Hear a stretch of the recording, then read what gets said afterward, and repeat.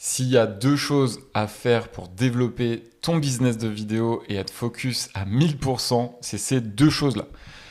J'introduis cette vidéo parce qu'en fait, elle est très importante et faut que tu la regardes jusqu'au bout. Je vois encore trop de vidéastes ou de gérants d'agences vidéo qui se focalisent sur les mauvaises choses. C'est ce qui fait en fait que l'activité va être en dents de scie.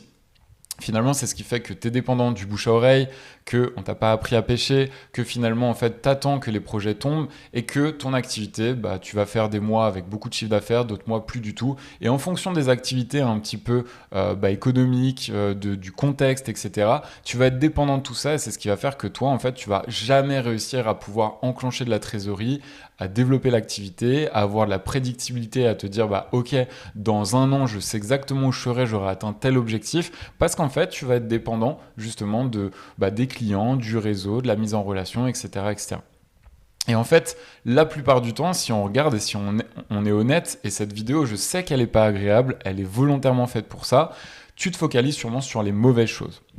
Je t'ai listé un petit peu les choses sur lesquelles il fallait pas que tu te focalises, mais je veux vraiment insister sur ces deux choses importantes et fais-moi le plaisir de retenir ce que je vais te dire là parce que tu vas voir que c'est essentiel. C'est d'être visible, c'est-à-dire systématiquement réussir à être visible. Alors, bien sûr, il y a tout un tas de moyens d'être visible, mais tu vas voir que c'est de multiplier les discussions en fait. Plus tu vas multiplier les discussions avec des prospects, plus tu vas interagir avec eux, plus tu vas parler de ton offre, plus ils vont entendre parler de toi, plus forcément ils vont avoir envie d'acheter tes produits et tes services. Surtout quand tu verras ce qu'on va leur proposer dans les prochaines vidéos pour faire en sorte que tu sois ultra différenciant sur ton marché. Donc, fais-moi le plaisir d'être visible un maximum, de discuter en permanence avec des prospects, parce que ça, c'est la chose la plus importante. Et pour ça, il faut que tu te crées une sorte de rendez-vous quotidien où tous les jours, tu envoies des messages, tu relances avec des appels téléphoniques, tu prends des nouvelles sur WhatsApp, etc., etc. Moi, j'ai une to-do et en fait, tous les jours, j'écris à des personnes pour interagir avec elles, pour ne pas faire en sorte qu'elles m'oublient et pour faire en sorte de créer des opportunités commerciales en fait. C'est très très important et je te montrerai comment faire aussi dans les prochaines vidéos. Tu vas voir que ça reste le nerf de la guerre en tout cas pour un business de vidéo parce que tu vas voir que la plupart du temps, tu vas te focus sur les mauvaises choses, ce qui fait que ton activité ne décolle jamais vraiment. Et la deuxième chose à faire, évidente, mais c'est de vendre en permanence, c'est-à-dire d'être opportuniste. Une fois que tu as discuté avec toutes ces personnes-là, il va falloir que tu vendes en permanence parce que c'est en vendant que tu vas pouvoir encaisser du chiffre d'affaires, faire croître ton activité et avoir des bons problèmes. Plus tu vas avoir de bons problèmes, et je les appelle comme ça parce que vendre et faire trop de chiffre d'affaires, c'est jamais vraiment un vrai problème, c'est-à-dire qu'on trouve toujours des solutions. Et je pense que si tu es ici dans ce school pour regarder ces différentes vidéos, c'est parce que tu as envie de développer ton activité de vidéaste. Tu as envie de développer ton agence vidéo en fait. Et en fait, en partant de ce constat-là, il faut que tu te focuses sur les bonnes choses. Et je sais que c'est beaucoup plus kiffant d'aller faire modifier son portfolio, d'aller faire un projet pilote pour sortir la RAID, pour se faire kiffer, d'aller tester du nouveau matériel, genre un drone FPV, ce genre de truc. Il n'y a pas de galère. Je sais exactement que ça, c'est kiffant en fait. Mais tant que tu feras pas ça, tant que tu éviteras en cherchant tout un tas de stratagèmes pour éviter de faire ces choses essentielles, tu passeras à côté du développement du business en fait. Et du coup, tu chercheras toujours des techniques un petit peu particulières pour répondre à cette problématique. Tu te diras toujours, ok, j'ai pas de nouveaux clients, tiens, je vais me former à des campagnes sur Lemlist. Tiens, j'ai pas de nouveaux clients, je vais faire du setting sur LinkedIn. Tiens, je vais peut-être même recruter un technico-commercial en fait. En fait, tu vas penser à tout un tas d'actions pour éviter de te focus sur ces choses-là. En te renforçant une sorte de croyance un peu limitante que t'es pas fait pour ça, que t'es pas un commercial né dans l'âme et que finalement c'est quelqu'un d'autre qui devrait le faire pour toi en fait. Et ça, je sais que ça fait mal à entendre, mais cette vidéo elle est vraiment là pour ça et regarde-la jusqu'au bout parce que tu vas vraiment comprendre l'importance. Si aujourd'hui tu ne te focalises pas sur ces deux choses-là qui sont vraiment d'être visible, de multiplier les discussions et de réussir à vendre derrière, forcément ton business ne va pas se développer comme tu le souhaites en fait. Tu n'auras pas de prédictibilité, tu ne pourras pas rentrer de la trésorerie et finalement tu vas stagner. Donc je t'ai fait une liste de ce qui n'a pas d'importance, je pense que ça va te parler. La plupart du temps en fait on va se cacher derrière ces actions-là parce que c'est toujours plus confortable. On va refaire son site web. Pour la énième fois, on va le faire 15 fois parce qu'en fait, on va se dire « Ah, mais en fait, si je changeais peut-être cette façon de parler, peut-être que les clients achèteraient chez moi. » On va acheter du meilleur matériel parce qu'on va se dire « Bah oui, si j'achète peut-être la dernière RAID ou le dernier drone, en fait, c'est ce qui va faire que les clients vont acheter chez moi. » Clairement, non, c'est pas du tout ça la réponse. On va se mettre à créer du contenu. Donc c'est là où on va faire des posts sur LinkedIn, on va essayer d'éduquer, on va prendre des modèles de templates de posts et puis on va aller sur ChatGPT et puis on va écrire tout un tas de contenu en fait. Et on va essayer de partager ça. Ou alors on va faire des vidéos sur YouTube, sur Insta, etc. Tout ça, c'est pas ce qui va te ramener des clients, ça va juste te faire perdre du temps. On va peut-être refaire son branding et également, c'est-à-dire, tiens, on va se dire, finalement, si j'ai pas assez de clients, c'est peut-être que mon identité graphique, elle est pas assez bonne, donc je vais la retravailler, etc.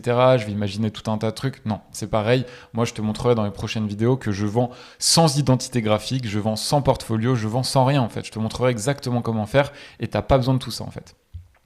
Finalement, refaire son site web et améliorer son portfolio, c'est un petit peu la même chose, sauf qu'améliorer son portfolio, il se peut que tu te dises, tiens, je vais prendre un projet test, un projet gratuit, parce que j'ai envie de travailler dessus, parce que ça va me faire une nouvelle référence pour mon portfolio. Tu verras que c'est pareil dans les techniques que je vais t'apprendre après. T'as pas besoin d'un portfolio et t'as pas besoin aussi d'avoir des références. Il y a des stratégies justement qui peuvent permettre de projeter tes clients dans le futur avec des produits ou des services sans forcément avoir des références.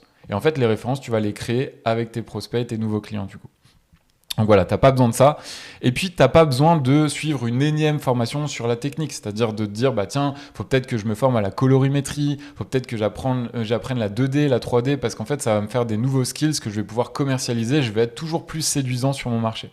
En fait, t'as pas besoin de tout ça. Tu vas voir encore une fois que tu as besoin que de deux choses, et je vais t'apprendre à le faire dans les prochaines vidéos bien entendu, c'est d'être visible, de multiplier les discussions, de toujours plus interagir avec des personnes, et encore une fois, je le redis, de vendre. Donc voilà, maintenant qu'on a vu ça, je voulais juste te montrer ça, c'est-à-dire que je t'ai fait un petit schéma pour passer de 0 à 10K par mois. Donc si tu es là, je pense que tu fais déjà un petit peu de chiffre d'affaires. Si tu es vidéaste, tu fais forcément entre 0 et 10K par mois, j'imagine. Si tu es gérant d'une agence vidéo, tu es peut-être aux alentours de ça et tu voudrais scaler, aller plus loin. Donc je vais t'expliquer un petit peu comment tu peux faire pour mettre ça en place. Clairement, pour faire de 0 à 10K par mois, c'est quelque chose que tu peux totalement gérer tout seul. En tout cas, les vidéastes que j'accompagne arrivent à le faire largement tout seul. Je te montrerai également comment tu peux faire. Il y a tout un tas de choses pour justement réussir à automatiser un petit peu tes process, à productiser aussi la manière dont tu travailles pour faire en sorte que tout ça, ça te fasse gagner un temps fou et que tu puisses encaisser le plus rapidement possible. Donc tout ça, tu peux le faire seul. Tu peux y arriver avec la méthode feedback dont je t'ai parlé juste avant et que tu vas voir dans les prochains modules. T'as pas besoin de site web ou de portfolio, c'est ce que je t'expliquais juste avant, c'est-à-dire que t'as pas besoin de créer un super site, d'avoir un nom de domaine, etc. Tu verras que ça ne sert strictement à rien avec la méthode feedback. T'as pas besoin de créer du contenu, t'as pas besoin du coup de faire des posts en permanence, c'est-à-dire finalement d'être sur LinkedIn, sur Insta, faire des vidéos, avoir une chaîne YouTube, etc. Par contre, t'as besoin d'une chose, clairement, qui est hyper importante, et d'ailleurs je t'ai mis 2 points pour t'expliquer ça, c'est que tu as besoin d'apprendre la vente et de devenir bon. Ça, tu verras que c'est pas si compliqué que ça. Il suffit d'être un minimum empathique et de poser les bonnes questions. Tu verras que tu sais vendre à partir du moment où tu maîtrises ça. Et du coup, pour finir, ton boulot numéro 1, ça va être de vendre. Encore une fois, n'aie pas peur de grossir. Quand tu as peur, et j'en parlerai dans d'autres vidéos, c'est une question de mindset. Ta peur, c'est ta boussole, elle doit te guider justement. Quand tu as peur, c'est normal. Et ton boulot numéro 1, ça va être de vendre. Ensuite, c'est pas grave, si tu signes trop de contrats, tu vas pouvoir déléguer. Et ça, c'est super, ça veut dire que ton business, il commence à grossir en fait. Donc, n'aie pas peur de vendre et focus-toi sur cette action-là. Une fois que tu auras réussi à faire plus de 10K par mois, pour passer de 10 à 50K par mois, là forcément, tu vas devoir recruter des monteurs et des cadreurs. Donc effectivement, peut-être que tu seras moins dans l'opérationnel. Aujourd'hui, moi, tu vois, l'agence vidéo, ça fait très longtemps que j'ai pas mis les pieds sur un tournage, que je tiens plus une caméra, je suis que sur la partie commerciale et pilotage d'équipe. Effectivement, c'était pas ce que j'avais prévu à la base. C'est-à-dire que ce qui me faisait kiffer, c'était de faire de la vidéo, mais aujourd'hui, ce qui me fait kiffer, c'est de gérer une équipe qui justement fait de super belles prods, qui amène des résultats à nos clients, qui finalement se développe. Et ça, pour le coup, ça veut dire que l'agence, elle se développe en fait. Donc, faut pas avoir peur de ça. Effectivement, recruter des monteurs et des cadreurs, ça va être essentiel si tu veux grossir. Donc forcément, si tu es vidéaste, ça te donne un petit peu une notion de ce qu'il y aura après. Si tu es déjà dans la gestion d'une agence vidéo, tu es déjà dans cette dynamique-là et forcément, il va falloir faire grossir ton équipe plus tu vas enclencher de nouveaux projets. Quoi qu'il en soit, il faudra veiller à garder ta marge, mais ça, c'est d'autres discussions et on verra ça dans d'autres vidéos aussi. Il va falloir, pour que toi tu sortes de l'opérationnel et que tu puisses encore plus rentrer de chiffre d'affaires, recruter un chef de projet. Il faut savoir que la plupart du temps, quand tu es au four et au moulin, c'est difficile de faire de l'acquisition et de faire toute cette partie commerciale. Pour la simple et bonne raison que ton cerveau va associer une chose, c'est que plus je vends, plus je dois charbonner derrière et produire de contenu vidéo pour mes clients en fait. Donc en fait, à un moment donné, tu vas commencer à saturer, tu vas dire, mais je suis obligé de sortir de la production parce que forcément, si je vends, en fait, derrière, je paye les conséquences, en fait. C'est-à-dire que je dois assumer le fait d'avoir vendu un projet.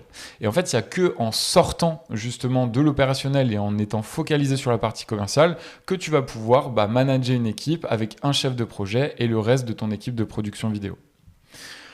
Pour ça, il va falloir faire une chose qui est essentielle, c'est réussir à productiser ton agence. C'est ce qu'on a fait nous avec mon agence Enor. Clairement, je vais t'expliquer ce que c'est. Productiser, ça veut dire réussir à avoir un produit, une offre irrésistible qui fait que c'est tout le temps processisé de la même manière. C'est-à-dire qu'en fait, à partir du moment où tu onboardes un client, le processus est exactement similaire à d'autres clients en fait. Je sais qu'on pense toujours au fait que ça va venir tuer la créativité, que chaque projet est unique, etc., etc. Mais en fait, le seul moyen de scaler et de grossir, c'est de réussir à productiser ton agence.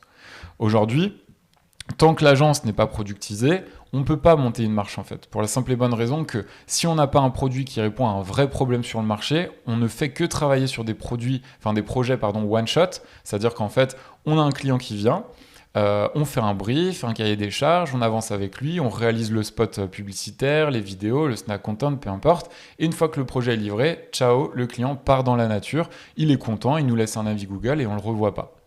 Et en fait, tant qu'on ne réussit pas à productiser son agence, c'est-à-dire avoir une vraie logique d'accompagnement, cette logique de partenaire de croissance avec nos clients, on ne réussit pas à monter cette marche. Et finalement, on ne s'émancipe pas de cette dépendance au bouche à oreille parce que finalement, on n'a pas un vrai produit, un vrai service qui attire, donc on ne peut pas aller le commercialiser en fait. On reste, et ça on le verra dans les prochaines vidéos, on reste ce qu'on appelle un nice to have, c'est-à-dire qu'on n'est pas essentiel aux yeux des entreprises.